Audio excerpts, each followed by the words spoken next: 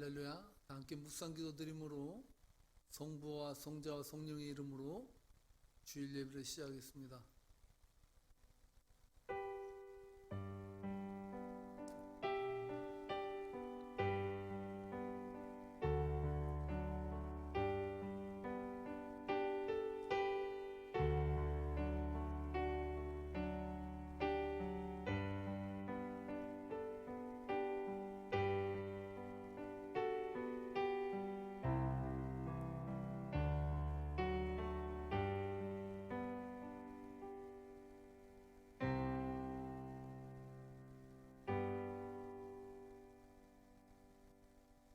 거룩하신 하나님 아버지, 오늘도 귀한 성례를 저희들에게 허락해 주시고 찬양과 기도를 주님 앞에 올려드릴 수 있도록 복된 시간 허락해 주셔서 감사합니다. 오늘도 이 시간 하나님 앞에 찬양과 경배 올려드릴 때 우리의 인생에 한없는 은혜를 부어주시고 살아계신 하나님의 음성이 들려지는 복된 예배 되도록 축복해 주옵소서. 감사하며 살아계신 예수님 이름 받들어 기도하옵나이다. 아멘. 찬송 144장 예수 나를 위하여 함께 부르시겠습니다.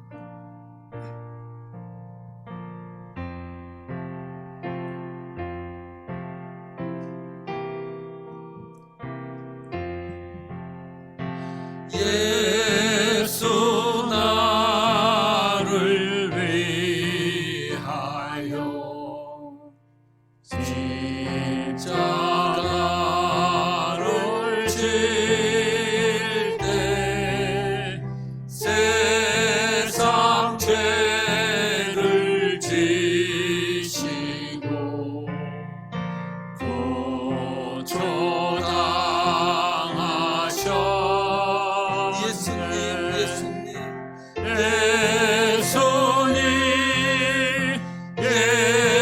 예수님 나의 죄 위하여 몸에 피를 흘리니 죄인 받으소서.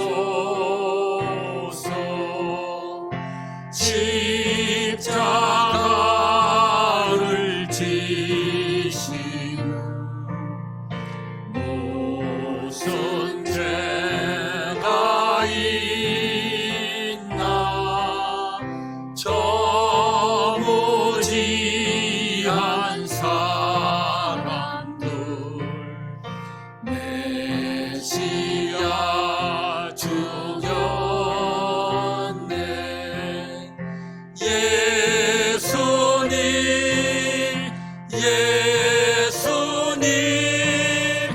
나의 죄 위하여 몸에 피를 흘리니 죄인 받으소서.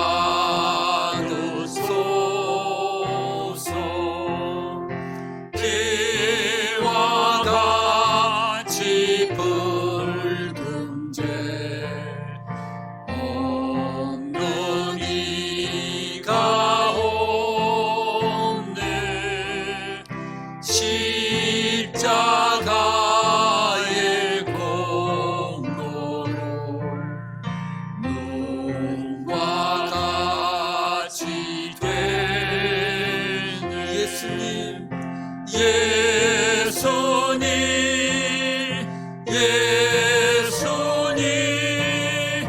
나의 죄 위하여 몸에 피를 흘리니 죄인 받으소서.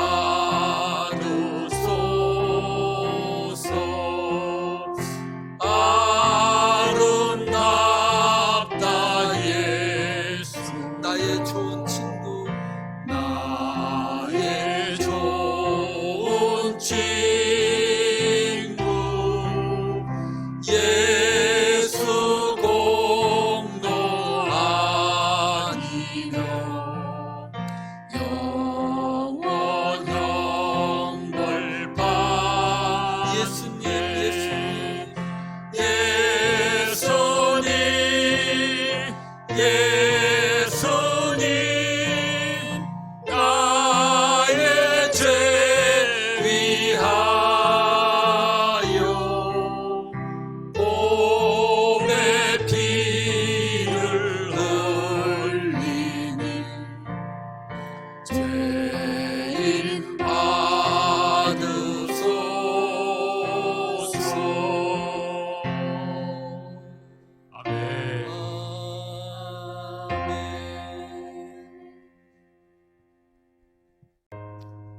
12장 내 영혼이 그 깊은 데서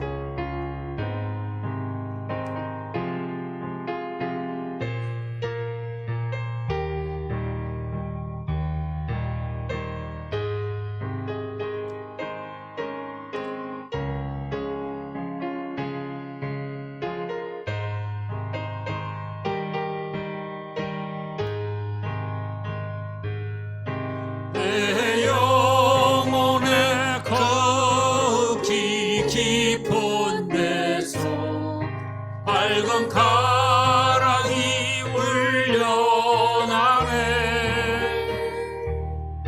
하늘 곡조가 언제나 홀로 나와 내 영혼을 고이 사네. 간절한 마음으로 평화로다.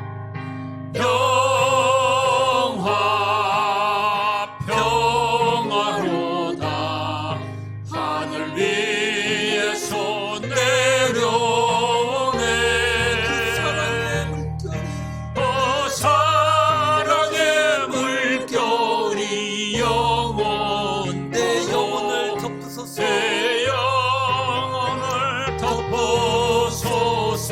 내 맘속에 솟아난 이 평화는 내 맘속에 솟아난 이 평화는 깊이 묻힌 보배로다. 나의 보화를 캐내어 나의 보화를 캐내어 가져갈 자 그 아무도 없으리라.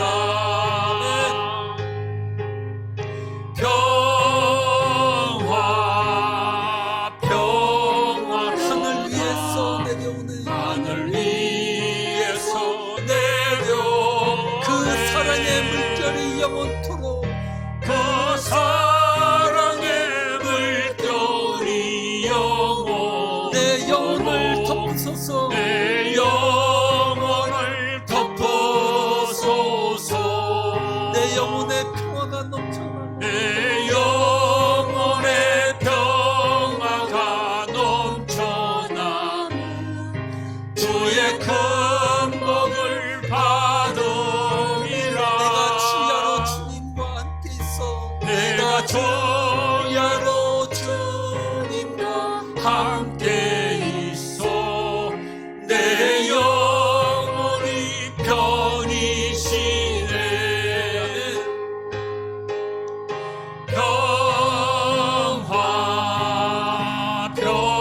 하늘 위에서 내려오네. 하늘 위에서 내려오네.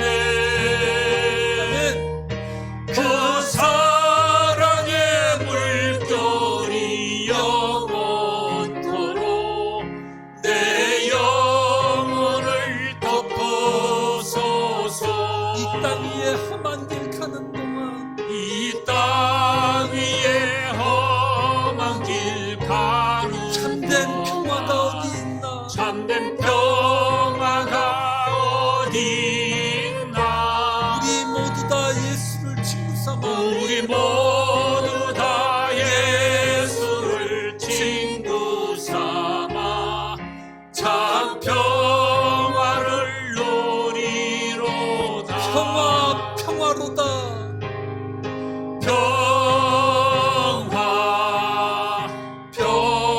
평화로다.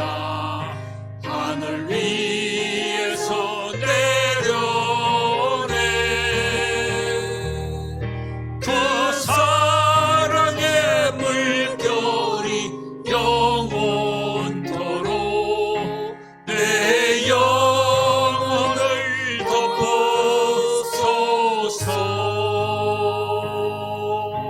덮어소서. 아멘. 이 시간 김성희 집사님 저희를 대표해서 하나님 앞에 기도 올리겠습니다.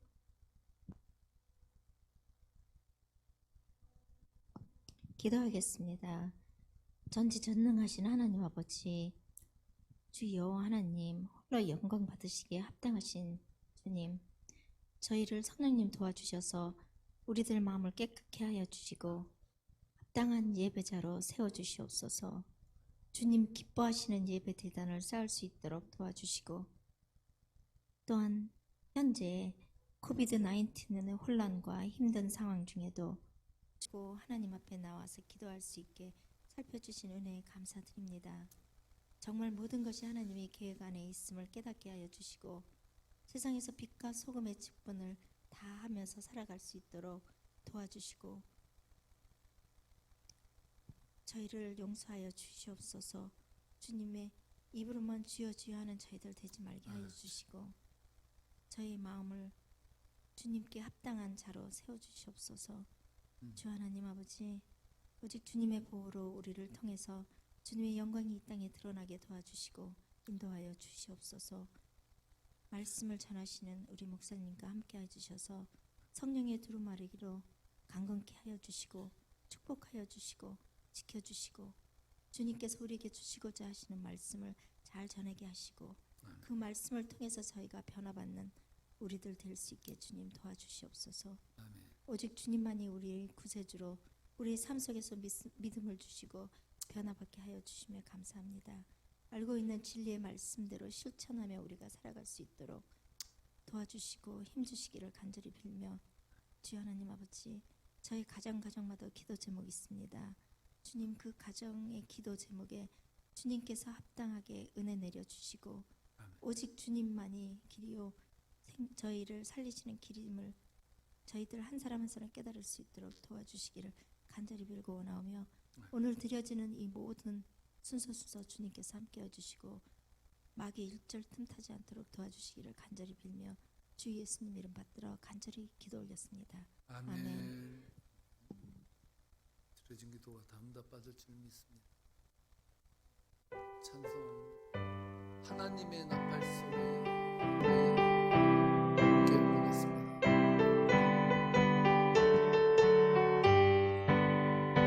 하나님의 나팔 소리 전지진동할 때에 예수 영광 중에 구름 타시고 천사들을 세계 만국 모든 곳에 보내어 구원받은 성도들을 놓으리. 나팔 불 때 나의 이름, 나팔 불 때 나의 이름, 나팔 불 때 나의 이름, 부를 때에 잔치 참여하겠네. 무덤 속에 잠자는 자 그때 다시 일어나 영화로운 부활 성리 얻으리. 주가 택한 모든 성도 구름 타고 올라가 공중에서 주의 얼굴 배우리. 나팔 불 때 나의 이름, 나팔 불 때 나의 이름, 나팔 불 때 나의 이름, 부를 때에 잔치 참여하겠네. 주님 다시 오실 날 우리 알 수 없으니 항상 기도하고 깨어 있어서 기쁨으로 보좌 앞에 우리 나가서 그때까지 참고 기다리겠네. 나팔 불 때 나의 이름, 나팔 불 때 나의 이름, 나팔 불 때 나의 이름, 나팔 불 때 나의 이름, 부를 때에 잔치 참여하겠네. 아멘. 기도하시겠습니다. 좋으신 아버지 감사합니다. 오늘 계절이 바뀌는 가을의 문턱에서 하나님 앞에 영광과 찬양 올려드릴 수 있도록 복된 성도의 삶을 허락해 주시고 복된 일상을 허락해 주셔서 호흡하는 자마다 주님을 찬송케 인도해 주시니 감사합니다. 오늘 이 시간 하나님의 거룩한 백성들 모든 것이 주님으로 도왔음을 고백하며 하나님 앞에 귀한 예물 들고 왔습니다. 하나님, 이 귀한 예물 속에 기도의 제목이 있습니까? 병마와 싸우는 자들이 있습니까? 또한 영적으로 하나님 갈급함으로 주님 앞에 울부짖는 영혼들이 있습니까? 오늘 일일이 찾아가 주시고 싸매 주시고 안아 주시고 축복해 주셔서 아버지 하나님 물질의 연약으로 말미암아 하나님의 때를 기다리는 자들에게는 물질의 풍성함도 열어주셔서 하나님 앞에 드림의 기쁨이 충만하도록 역사해 주옵소서. 오늘 드려진 손길들마다 하나님 축복해 주셔서 감사합니다. 예수님의 이름으로 기도합나이다. 아멘. 할렐루야. 오늘 주님의 날 거룩한 하나님의 백성들 주님 앞에 예배 드릴 때 귀한 하나님의 놀라운 축복이 예배 가운데 함께할 줄 믿습니다. 광고 말씀인데요. 예배 시간은 다 아시죠? 1부 토요일 오후 4시 30분, 2부 주일 10시 온라인 예배, 그리고 주일 3부 11시 30분 본당입니다. 기억하시고 늘 기도해 주시고 교회에 나오지 못할지라도 늘 성전을 바라보며 하나님의 때를 기다리고 은혜로 살아가는, 그래서 믿음은 절대로 약해지지 아니하도록, 코로나가 거리를 두기를 하지만 하나님과 거리는 더 가까워질 수 있도록, 할렐루야. 그렇게 여러분 예배에 집중하시고 은혜 받으시기를 주님으로 축복합니다. 수요 예배 안내인데요. 수요 예배는 6시 30분 본당에서 전체 예배로 드려집니다. 주기도문 강해 이번 시간이 됩니다. 주기도문을 제가 강해하면서 제일 은혜 받는 사람이 누구일 것 같습니까? 어떻게 이렇게 잘하세요? 제가 제일 은혜 받는 거야. 저도 다시 주기도문이 보이고, 정말 주기도문이 이렇게 귀하구나, 이걸 절실하게 제가 느끼고 있습니다. 성도님들도 부어주신 은혜가 충만할 줄 믿습니다. 자, 광고를 마치겠습니다. 오늘 하나님 주신 성경 말씀은 느헤미야서 7장 1절 말씀입니다. 느헤미야서 7장 1절 말씀 짧습니다. 한 절이므로 저랑 성도님이 함께 합독하도록 하겠습니다. 성벽이 건축됨에 문짝을 달고 문지기와 노래하는 자들과 레위 사람들을 세운 후에, 유대교의 랍비 중에 요하난 벤 자카이라는 사람이 있습니다. 이 사람은요, 로마와 유대 간에 벌어진 1차 그 전쟁 때에 지대한 영향력을 끼쳤던 랍비로 알려져 있습니다. 어떻게 보면 몰락할 수밖에 없는 유대 민족을, 유대교를 이 요하난 자카이를 통해서 새롭게 그 맥을 이어갈 수 있는 토대를 마련했다. 그래서 유대 사회에서는 이 자카이를 아주 위대한 사람으로 그렇게 기억하고 있습니다. 이 전쟁은요, 발단이 어떻게 됐냐면 그리스 사람과 유대 사람이 소송을 벌입니다. 이 소송 가운데 그리스 사람이 승소하게 됩니다. 그런데 문제는 그 다음부터 발생되는데요. 그리스 사람들이 승소하고 나서요, 유대인들은 무차별로 막 학살하고 죽이기 시작했습니다. 이 소식이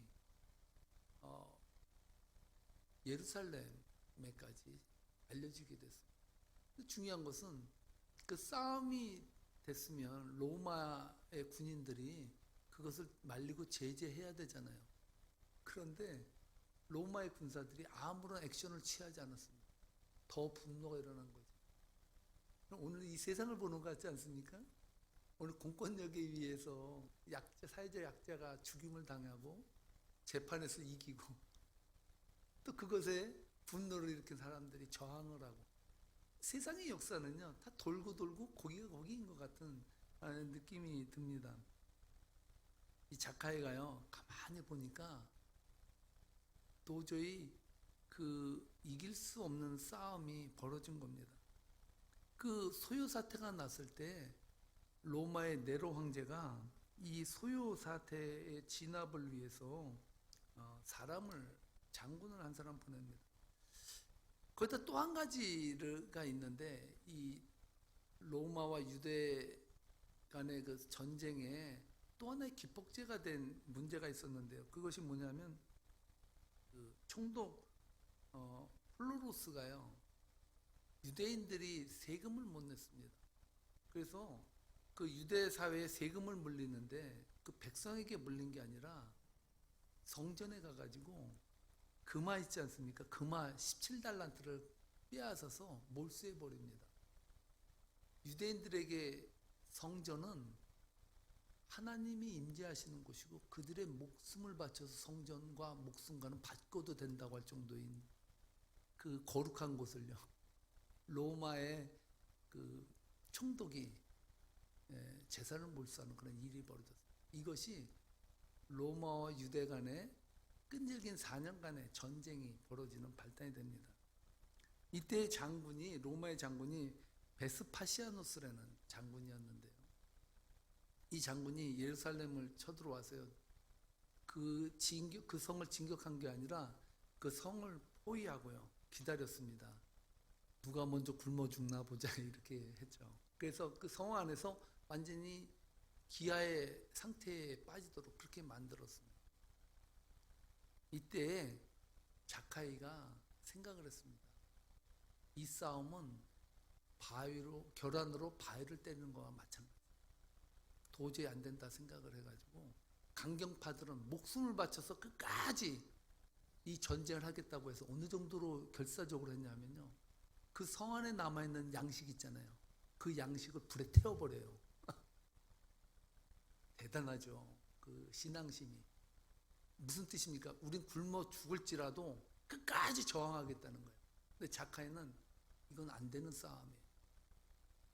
그렇기 때문에 온건파인 자카이를 사람들이 조심하고 주시합니다. 도저히 이 사람이 로마의 병사의 군대에 가가지고 어떤 일을 할지 모르는 거예요.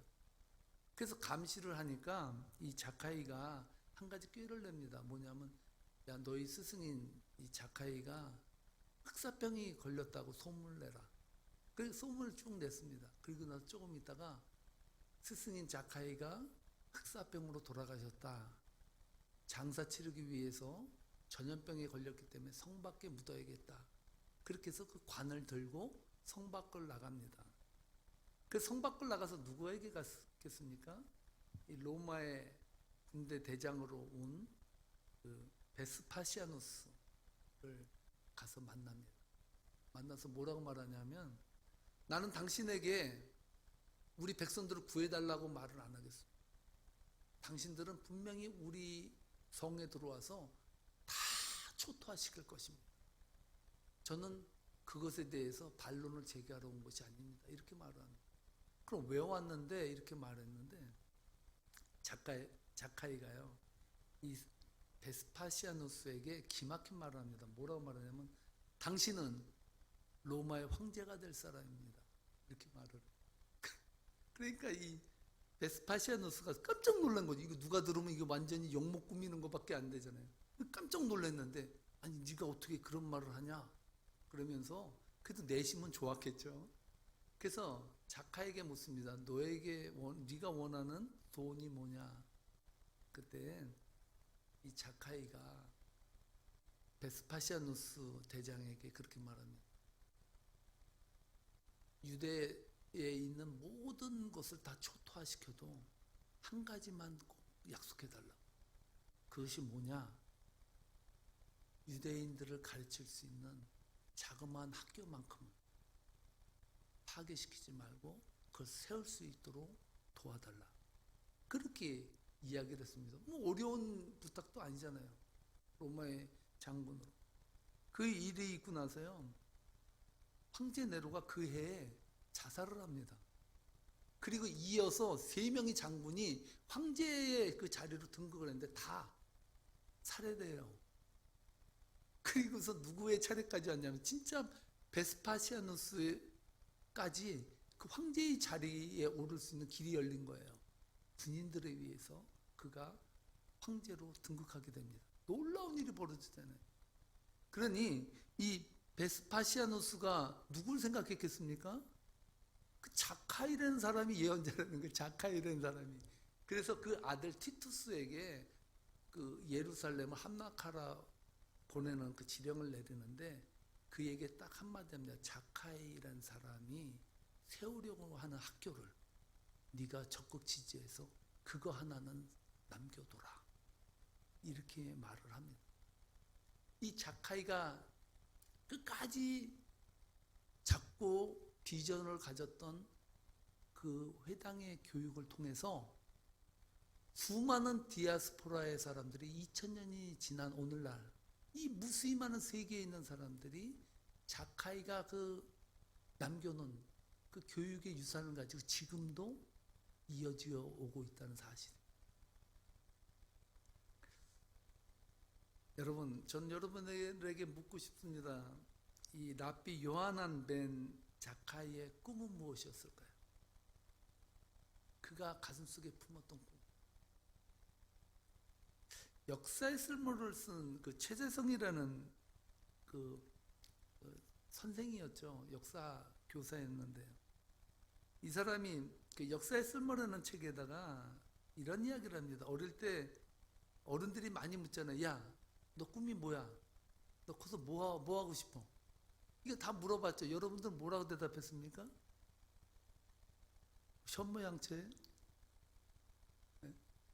뭐 많은 사람들이 자기의 꿈에 대해서 얘기했는데 이 최재성은요, 너 꿈이 뭐냐 그랬는데 꿈이 없었어요. 그래서 전 꿈은 몰라요 이랬다는 거예요. 그래서 집안들이 다 걱정을 했대. 저 녀석 커서 뭐가 될려나. 근데 어느 날 텔레비를 보는데 그 법복을 딱 검은 옷을 딱 입은 사람이 앉아가지고 도마 위에다 뭐 망치를 쓰고 막 두들기더라는 거예요.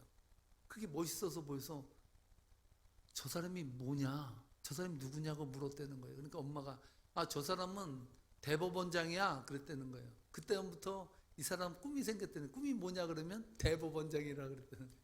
그러니까 그 집안이 드디어 우리 집안에 대단한 아주 그냥 대들보 같은 사람이 나오겠구만 이렇게 흡족하게 봤다는 것이. 그러면서 이 말을 하면서 최재성이요 이런 말을 합니다. 뭐라고 말하냐면요, 우리는 동사의 꿈을 묻는 것이 아니라 명사의 꿈에 안주하는 인생을 살아가고 있다. 이렇게 말해요. 여러분의 꿈이 동사냐 명사냐 이게 왜 중요할까요? 여러분의 꿈이 뭡니까? 지금 여러분들은 어떤 꿈을 꾸고 있습니까? 많은 사람들은 명사의 꿈을 꾼다는 거예요. 나요? 변호사가 될 거예요. 저요? 사업가가 될 거예요. 저요? 의사가 될 거예요. 다 명사예요, 명사. 그 꿈이 명사라는 거죠. 오늘을 살아가는 사람들 대부분이 꿈과 직업을 혼동한다는 거예요. 내가 의사가 되겠다, 변호사가 되겠다, 사업가가 되겠다, 교사가 되겠다, 이런 모든 것들은요 직업이지 꿈이 아니라는 거예요. 그런데 오늘날 대부분의 사람들은요 명사를 꿈으로 알고 산다는 것이죠. 이해 가십니까? 그는 이어서 이렇게 말합니다. 꿈은 더 행복해지기 위해 꾸는 것입니다. 불행하고 싶은 사람은 아무도 없지 않습니까? 저는 사람들이 명사가 아닌 동사의 꿈을 꾸면 좋겠습니다. 이왕이면 다른 사람에게 도움을 줄 수 있으면 좋겠죠. 그 꿈에서 삶의 의미를 찾고 더 나은 세상을 만드는 데 기여하는 자신만의 자리를 발견하길 바랍니다. 그 힘이 우리를 앞으로 나가게 하고요. 동사의 꿈을 꾸는 사람이 많아지면 많아질수록 우리 사회는 더욱 건강해질 것입니다.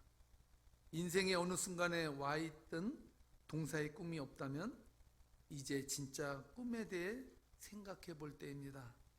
여러분의 꿈은 무엇입니까? 이렇게 질문을 하고 있습니다. 여러분, 여러분의 꿈은 무엇입니까? 여러분은 지금 동사의 꿈을 꾸고 있습니까? 아니면 명사의 꿈을 꾸고 있습니까?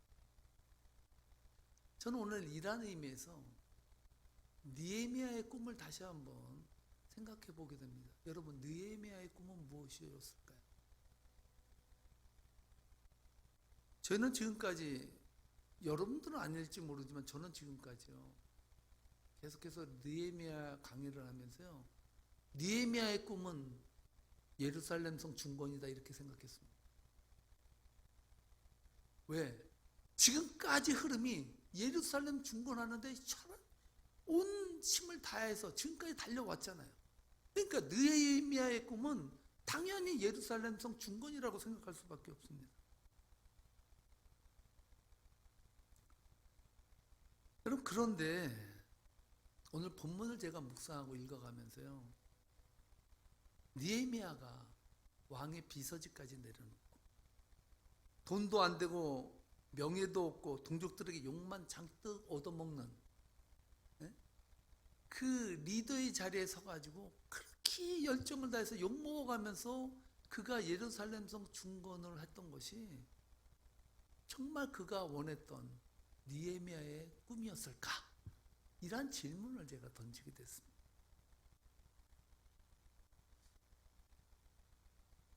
그러나 오늘 본문을 묵상하면서요, 느헤미야에 대해서 다른 시각으로 보게 됐습니다. 제가 느헤미야 선생님에게 물어봤습니다. 선생님, 당신의 꿈은 정말 예루살렘 성 중건이었습니까? 근데 느헤미야 선생님이 저에게 마음속으로 응답해 주셨어요. 아니, 나의 꿈은 예루살렘 성 중건이 아니야. 깜짝 놀랐습니다. 아니, 예루살렘 성이 회파되고 무너졌기 때문에 이역말 내서 와가지고 그렇게 피땀 흘렸는데 정작 느헤미야의 꿈이 예루살렘 성 중건이 아니었다는 거예요. 만약에 예루살렘 성 중건이 느헤미야의 일생일대의 꿈이었다면 느헤미야서는요, 오늘 이 자리 오늘부로 끝마쳐야 돼요. 저는 느헤미야서 강의를 끝내야 됩니다. 왜? 다 중건됐잖아요. 52일 만에 다 끝냈습니다. 할렐루야! 박수치고 느헤미야 선생 대단한 일 했습니다. 그렇게 인사하고 환영하고 오늘 예배를 마치면 됩니다. 근데 그게 아닌 거예요. 그럼 드라마를 보세요. 드라마를 보면 대부분 내용이 뭡니까? 구박하는 예비 시어머니가 며느리 될 사람이 못마땅해서 어떻게든지 계략을 꾸며서 결혼하지 못하도록 가진 방해 공작을 다 사용하다가 끝내 나중에 도리어 시어머니 될 사람이 당하고 다시 두 사람이 아름답게 딴따다단 한 뒤에서 the end 끝 이렇게 하는 게 이 드라마의 드라마? 그게 다 그렇게 끝나는 거예요. 세상 드라마가 다 그래요. 많은 사람들은요, 느헤미야는 예루살렘 중건에 올인한 사람이라는 꼬리표를 붙여줄 것입니다. 저도 그렇게 붙였어요. 실제로 주석가들이요, 느헤미야에 대해서 한 줄로 쓰라고 하면요, 예루살렘 성 중건에 인생을 걸었던 사람이라고 말하고 있습니다. 근데 저는요, 오늘 본문을 묵상하면서 아니, 그것은 느헤미야를 빙산의 일각 정도밖에 모르는 사람이 생각한 이야기다라는 그런 생각이 들었습니다. 여러분, 예루살렘 성이 중건된다고 해서 생각해 보세요. 예루살렘 성이 중건된다고 해서 식민지 국가가 자유국가가 됩니까? 예루살렘 성이 중건된다고 해서 노예의 삶을 살아가는 백성이 자유민이 됩니까? 아니에요. 어디에도 자유국가가 됐다거나 노예에서 해방됐다는 말을 전혀 쓰지 않습니다. 더 나아가서 그러면 이스라엘이 자유국가가 되고 이스라엘 사람들이 자유민이 된다면 그러면 진짜 꿈이 다 이루어진 것이겠습니까?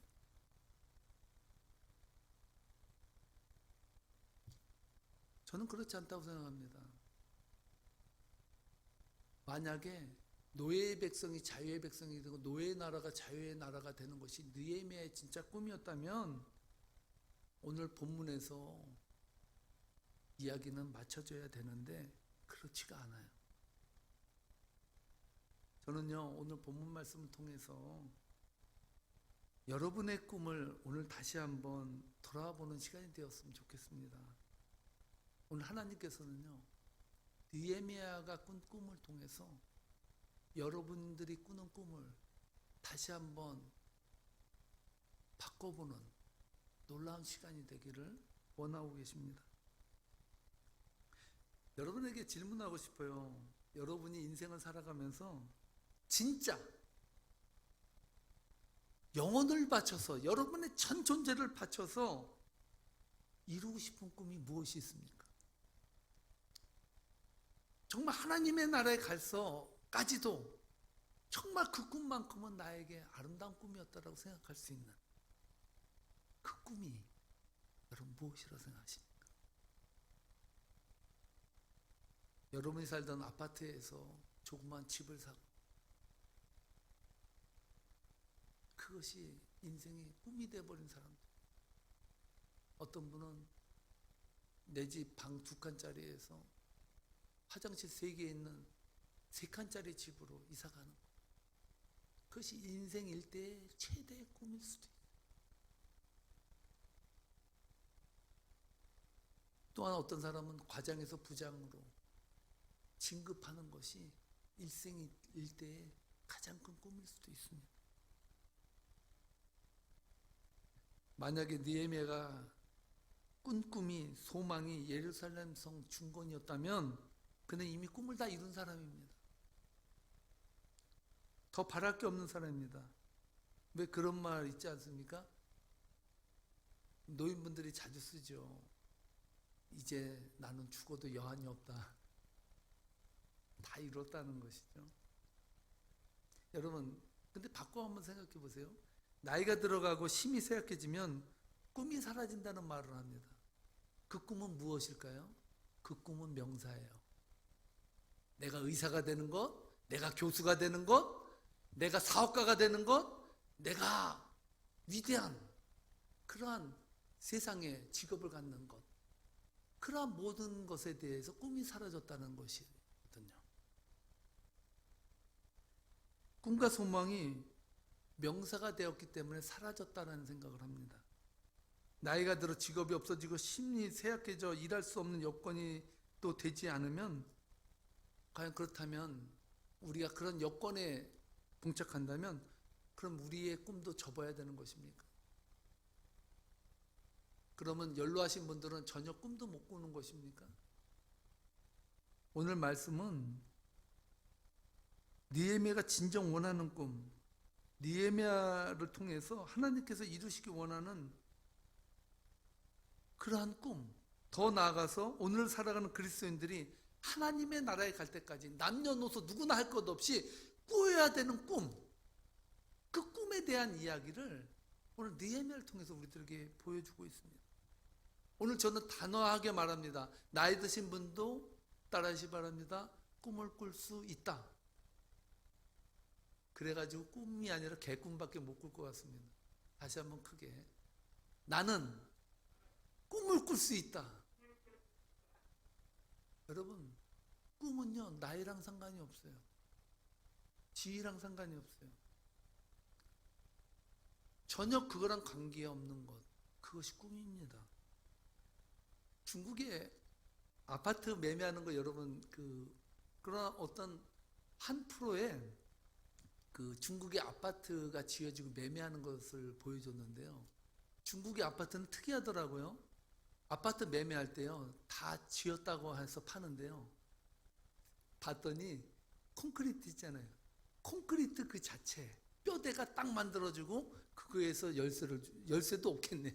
그냥 몇 호다 라고 그래서 그걸 준대요. 그러면 그 내부는요 누가 꾸미냐면 주인이 꾸미고 싶은 대로 다 그것을 벽지도 바르고 뭘 해가지고 다 그걸 해야 된다는 거예요. 주인이. 아파트는 그렇게 팔린대, 중국 아파트는. 근데 한국은 어떻습니까? 한국은요 아파트를 팔면요 완전히 세탁기, 냉장고까지 다 들어가고요, 붙박이, 장까지도 다 셋업해가지고 키만 딱 줘가지고 그 안에 귀가할 수 있게 만들어주죠. 근데 제가 볼 때 예루살렘 사람들의 그 개념은 중국 사람하고 비슷한 것 같아요. 52일 만에 성이 중건됐는데 딱 보니까 문짝도 안 달았어요. 안 달고 나서 성이 중건됐다는 거예요. 그게 제가 생각했던 그렇게 생각이 들었습니다. 뭐냐면 이스라엘 사람들은 건물을 다 짓고 나서 문짝을 달면서 그걸 무슨 식이라고 합니까? 집에 들어가는 그런 식. 그런 거 있죠. 한국에서는 어떻게 합니까? 집을 다 매매 거래가 끝나면 어떻게 합니까? 가서 문패를 만들어 오죠. 문패를 다 만들어 가지고 와가지고 그 문패를 그 철문 옆에다가 꽝꽝꽝 누구의 집 이래가지고 그것을 자기 집이라고 생각하죠. 아마 예루살렘 사람들은 그랬었던 것 같아요. 예루살렘 성을 다 만들고 나서 문짝을 마지막에 달는 것으로 그 성이 중건되고 만들어졌음을 알리는 것 같아요. 1절 말씀 볼까요? 1절 말씀에 그 사실이 나옵니다. 함께 읽겠습니다. 함께 읽겠습니다. 성벽이 건축됨에 문짝을 달고 문지기와 노래하는 자들과 레위 사람들을 세운 후에. 저는 오늘 저 말씀 가운데서요, 제가 은혜 받은 것은 물론 성벽이 건축되고 문짝을 달고 문지기 세웠다는 것은 그러니까 제가 아까도 말하지만 그냥 집에 들어갈 때 문패 다는 것처럼 그렇게 여겨져요. 더 제가 중시 여겼던 것이 뭐냐면요, 누구를 세웠습니까? 성이 중건되고 나서 가장 먼저 한 프로젝트가 뭐예요? 노래하는 자들과 레위 사람들을 세웠다는 거예요. 저는 이 대목에서 은혜를 받았어요. 여러분, 노래하는 사람들과 레위 사람들은 뭐 하는 사람들이에요? 예배를 돕는 사람들이에요. 저희 교회가 팬데믹 때문에 많이 모이지 못하지만 제가 누구를 소집합니까? 노래하는 자들을 소집해요. 그리고 누구를 소집합니까? 기도하는 사람을 소집해요. 왜 그렇습니까?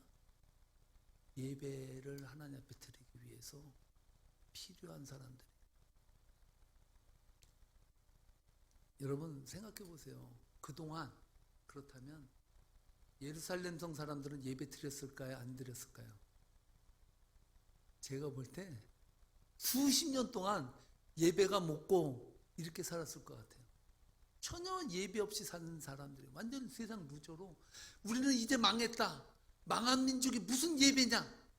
우리는 이제 이렇게 망해서 이렇게 살다가 가는 거다. 이런 생각밖에 더 안 가졌지 않겠습니까? 그러한 사람들에게 느헤미야는 뭘 소집해요? 노래하는 자들 소집하고 레위 지파 사람들을 불러서 하나님의 예배가 다시 예배되게, 예배 부흥이 일어나도록 그는 예배하는 자들을 불러서 소집하고 세웠다는 것이죠.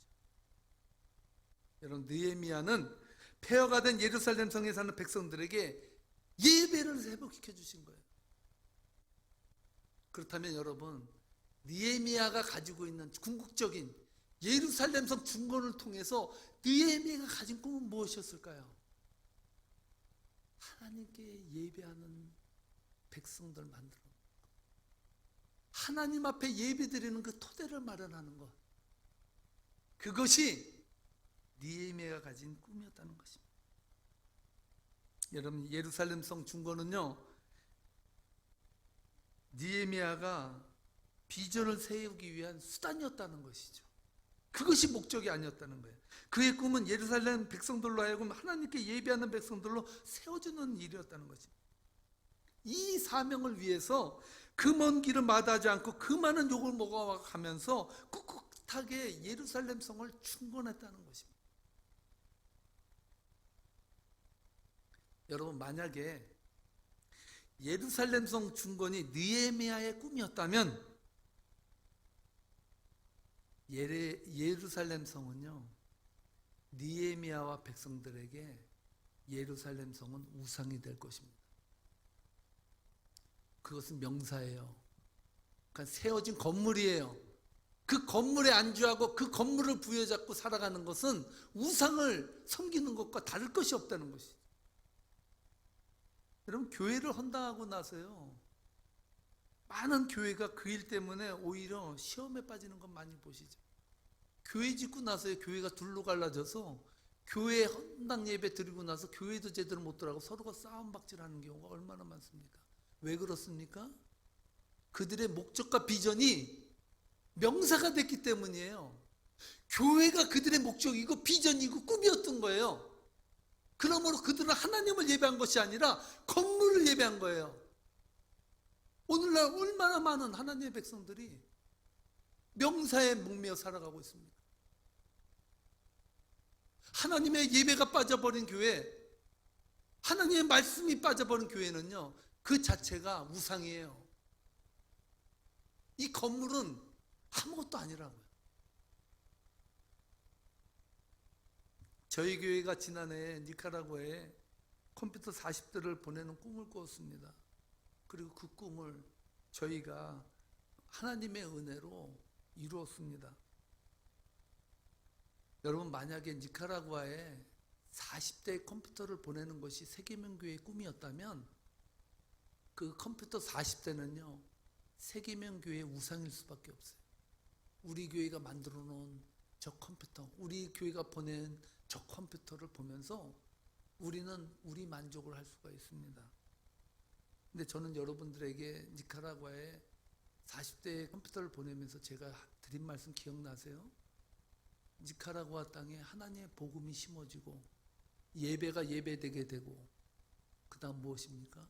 그 컴퓨터를 통해서 하나님의 백성들이 공부해서 위대한 니카라구아를 세우는, 하나님의 백성이 세우는 그 나라가 되도록 하기 위해서 우리는 기도하고 컴퓨터를 보낸 것입니다. 컴퓨터가 아니에요. 우리의 비전은 컴퓨터가 아니에요. 만약에 우리의 비전이 컴퓨터였다면 맨날 컴퓨터 얼마의 돈으로다가 그것을 보내냐 마냐로 싸울 거예요. 근데 우리는 더 큰 꿈을 꿨습니다. 하나님, 니카라구아에 비전을 주세요. 그들이 꿈을 잃어버리고 미래를 잃어버린 저들에게 하나님, 그 꿈을 이루어주세요. 그 꿈을 이루는 수단이 컴퓨터였다는 것이죠. 그러므로 그 컴퓨터는 우상이 될 수 없어요. 그래서 우리가 만들어 놓은 발자취가 될 수 없다고요. 우리가 갖는 소망과 꿈이, 우리의 소원이 명사가 되면요, 그 명사는 반드시 우리의 우상이 됩니다. 그 명사가 우리 자녀일 수도 있고요, 그 명사가 우리 재산일 수도 있고요, 그 명사가 우리 지위일 수도 있습니다. 그 모든 것이 명사화되면 그때는 우상으로 전락하는 거예요. 하나님은 건물에 관심 갖지 않습니다. 하나님이 기뻐한 것이 이스라엘 백성들이 열심히 해가지고 예루살렘 성 중건했다고 박수 쳐준 거 아니에요. 하나님이 원하시면요, 예루살렘 성 같은 건 수백 개, 수천 개도 만들 수 있어요. 그게 하나님의 꿈이 아니었어요. 하나님의 꿈은 예배자를 세우는 거예요. 예배자를 부르시고 예배하도록, 그 예배의 열정을 가지고 그 안에서 은혜를 받고 그 안에서 회복을 누리고 예배를 통해서 하나님 말씀을 전해 들으면서 비전을 세워가는 것, 그것이 우리들의 꿈이 아닐까요? 하나님의 성을 중건하고 예배자를 세우고 하나님을 예배하는 백성으로 탈바꿈시킨 것이, 그것이 바로 느헤미야가 간절히 원한 꿈이었다는 것입니다. 오늘 주님은 본문을 통해서 여러분들에게 묻습니다. 코로나 바이러스가 여러분을 괴롭게 합니다. 여러분 여러 가지 물질적인 환경에 어려움에 처해져 있습니다. 이런 시대를 살아가는 여러분들에게 하나님 묻습니다. 너희들은 진짜 어떤 꿈을 꾸고 있느냐? 너희는 어떤 꿈을 꾸고 살고 있느냐? 그 꿈이 명사냐 동사냐? 오늘 하나님이 여러분들에게 던지는 이 질문 앞에 오늘 이 시간 깊게 생각해보는,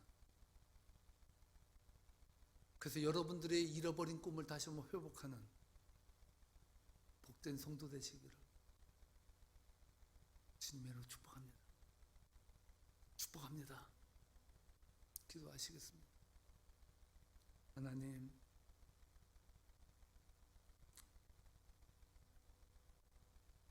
느헤미야가 예루살렘 성 중건에 목숨을 바쳐서 그 일에 헌신을 했습니다.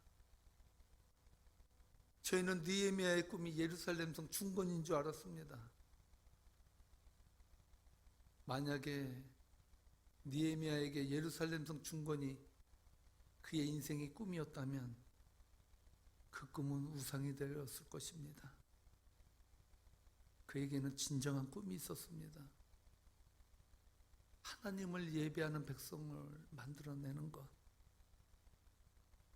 하나님 앞에 예배하는 백성을 세우는 것,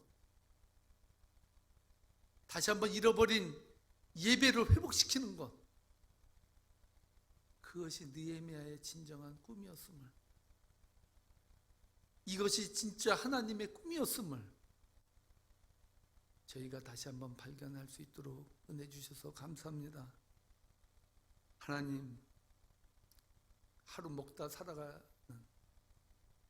하루 먹다 돌아가는 인생 되지 않도록 저희들에게 꿈을 허락해 주옵소서. 감사하며 예수님의 이름으로 기도하옵나이다. 아멘. 310장입니다. 하나님의 은혜로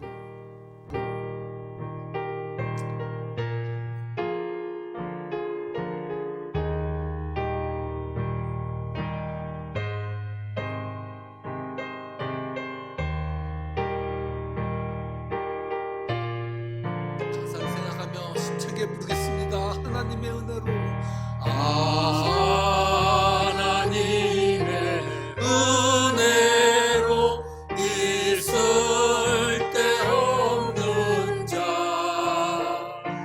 왜 구속하여 주는지 난 알 수 없고 내가 믿고 또 의지함은 내가 믿고 또 내 모든 형편 아시는 주님, 내 모든 형편 아시는 주님 늘 보호해 주실 것을 늘 보호해 주실 것을 나는 확실히 아네. 나는 확실히 아네. 왜 내게 고생 믿음과 또 복음 주셔서 내 마음이 항상 편한지 내 마음이 항상 편한지 난 알 수 없도다. 내가 믿고 또 의지하며 내 모든 형편 아시는 주님 늘 보호해 주실 것을 나는 확실히 아네. 왜 내게 성령 주셨어? 왜 내게 성령 내 마음 주셔서 감동해 내 마음을 감동해 주 예수 믿게 하는지 주 예수 믿게 난 알 수 하는지 없도다. 난 알 수 없도다. 간절한 마음으로 내가 믿고 또 의지함은 내가 믿고 또 의지하며 내 모든 형편 아시는 주님 늘 보호해 주실 것을 나는 확실히 아네. 주 언제 강림하실지 복밤의 홍낮에 아멘. 또 주님 만날 그곳도 난 알 수 없도다. 내가 믿고 또 의지하며 내 모든 형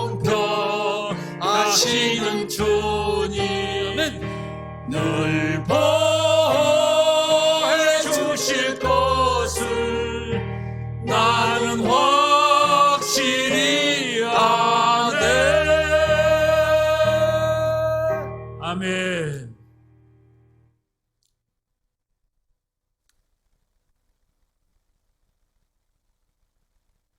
하나님 감사합니다.